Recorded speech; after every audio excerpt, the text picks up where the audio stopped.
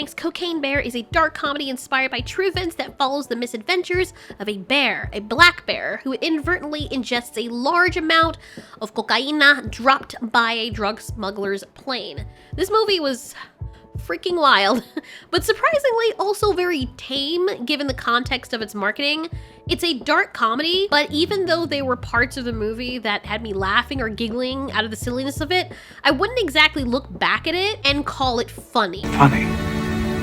Maybe funny means different things in different movies, but it didn't give me a hearty horror sensation like, oh my god, that was freaking lit. It was a really cool concept that I've never seen done before. I like that it doesn't take itself too seriously, because how in the world would you make a movie like this and make it serious? You would need some serious directing skills in order to do that, and so I think that the creators were just playing it safe by making it a comedy because they were too afraid or lacked the capability to make a convincing horror movie with this premise. Cocaine Bear was marketed as a horror comedy, but didn't have enough of both, funny enough.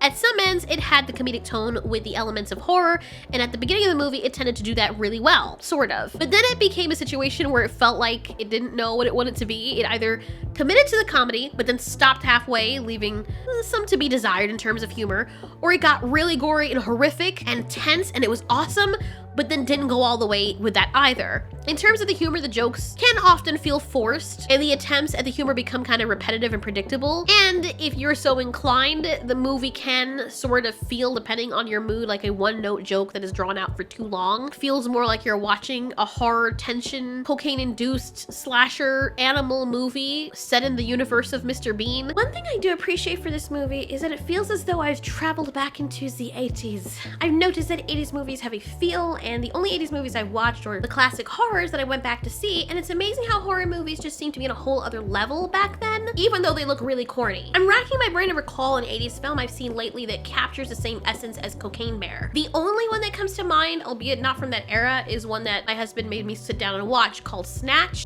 Nevertheless, we can all acknowledge that there's a certain aura that 80s movies or that decade possess. The Cocaine Bear movie did a good job at that. During the film, we're shown vintage cars and news clips from the past. The usage of the classic songs and the soundtrack, all of that enhanced the illusion of the story being set in that era. And it's a really delightful decision because the humor in the film is also aligned with that time period. And as a result, I opine that when the humor appears strange in certain instances, it's because it's intended to be a product of 80s humor with like that tongue-in-cheek style meant to mimic that era's comedic sensibilities. It's lighthearted, but to me, it's not exactly like belly-slapping funny. There's such a thing as giggling socially and actually legitimately laughing your ass off its hinges. And most of the giggling that was done or the chuckling that was done in that theater and by myself was a social giggle like, huh, check that out. That was so cool.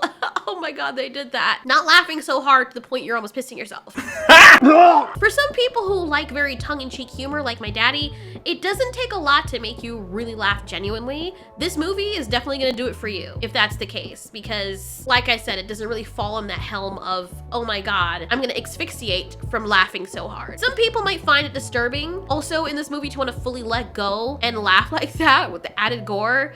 These scenes come up where you're like, that's so cool, oh shit, look, that's happening to that person and the flesh is falling off the bone. Oh my god, their body just did something it's not supposed to do, and that's not supposed to be hilarious, but I don't know if I can laugh, and my body and my brain don't know what to do because the person's getting mauled at the same time. And what was funny just turned really horrific all of a sudden. So I'm in the middle of laughing, and now that person is screaming bloody murder, and it's obviously no longer funny.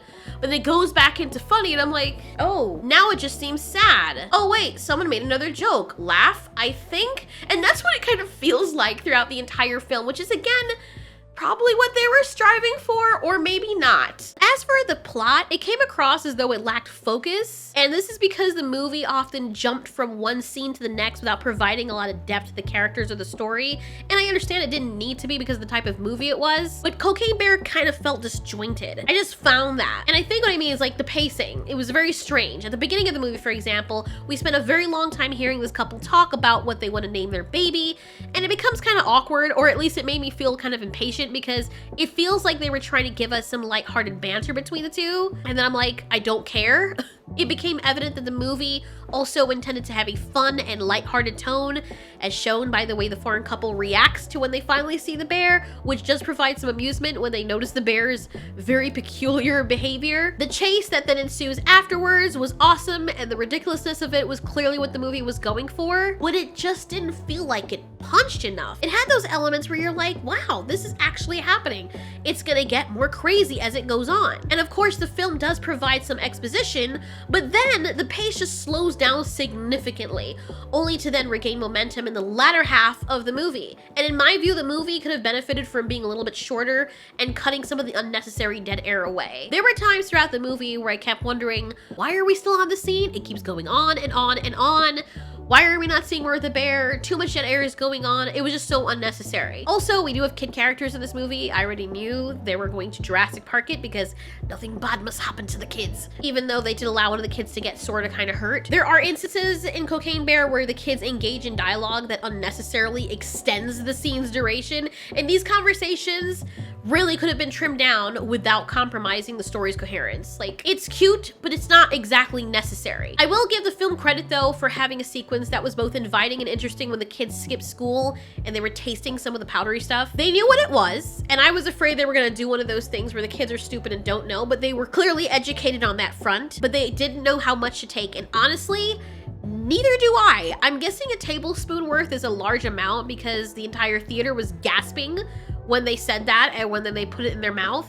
I mean, how much Coke do you have to eat before it becomes dangerous? Do you eat it? Why don't people eat? Like, I don't know. I don't know anything about it. The bear was doing buckets full of the stuff and it was fine. So how bad could it be in this universe, you know? Anyway, we follow 3 different groups of characters at any given time. We have the drug lords that are hunting down the rest of their Coke because the Colombian people are gonna come after them.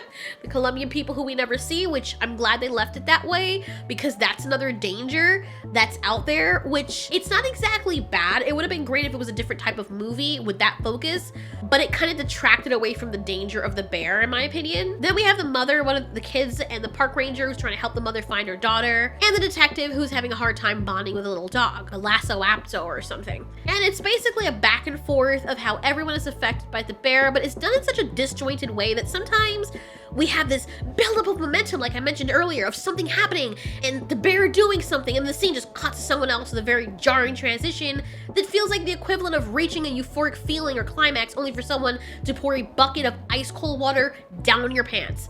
This constant edging and teasing and letdowning of the movie is kind of what really killed the momentum of it, and I think that's what was majorly missing from it. In the very last moments of the movie, we had some good action, but I feel personally like the action was not a climax, and I feel like the climax of the movie is what we actually got earlier and things that the bear did earlier. I feel like there should have been more action, more gore from the bear. I think that they already jumped the shark with this movie. Why not keep amping it up? But instead, they amped it down. It was more focused on the people. And that's another thing I think is a shortcoming of this film. The human focus in the elements of the movie and making it more about that. And we really know that the Cocaine Bear is about the Cocaine Bear, obviously, but at times, especially near the last half of the movie, it didn't feel like the Cocaine Bear's movie anymore. It just felt like it just happened to be one of those things that these drug lords had to deal with. It was more about their friendship and their relationship and all that other stuff that really wasn't necessary and detracted from the main theme of the reason why we went to the movie in the first place. Also, I was expecting there to be a little bit more fear, but anyway, I guess they were just using the formula of the Asylum movies, but there's a reason why those movies do badly, but people still really love them.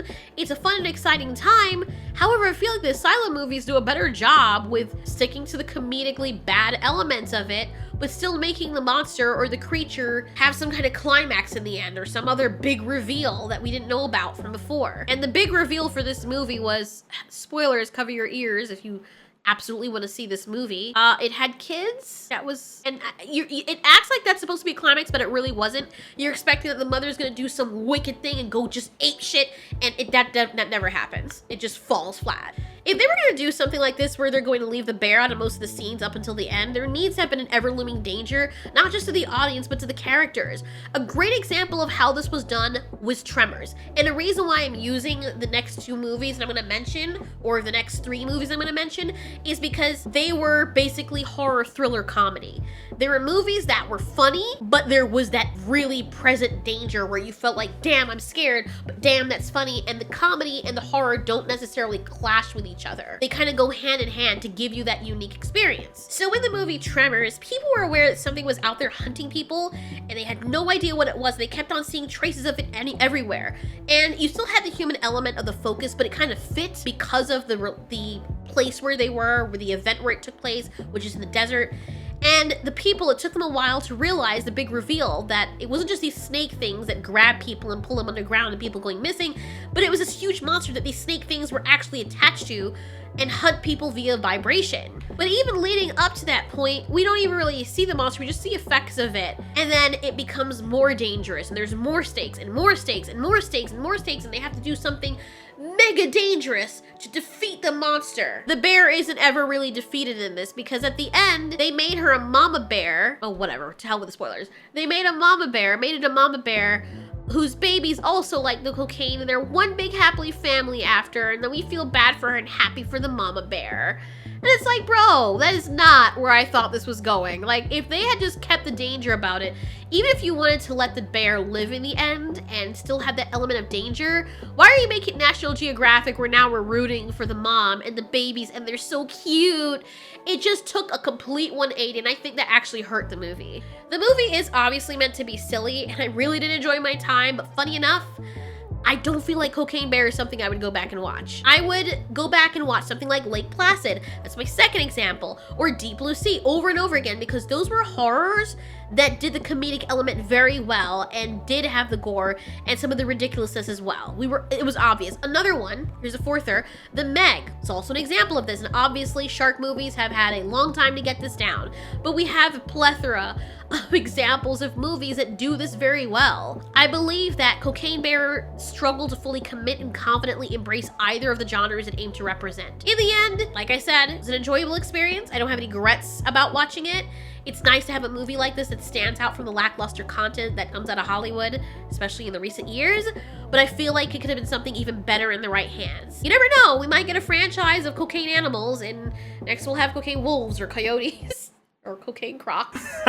Anyway, for one though, I would love to see a movie from this universe with a pack of coyotes hunting down people. And it would make sense because all the animal attack movies portray animals in very unrealistic ways.